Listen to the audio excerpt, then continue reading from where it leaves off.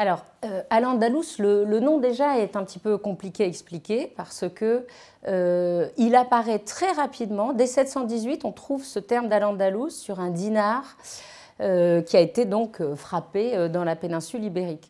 Les grands géographes du Xe siècle, les grands géographes arabes, expliquent que le nom vient des Vandales, ce qui est assez peu probable dans la mesure où les Vandales sont restés très peu de temps en Espagne, si on les compare par exemple aux Visigoths.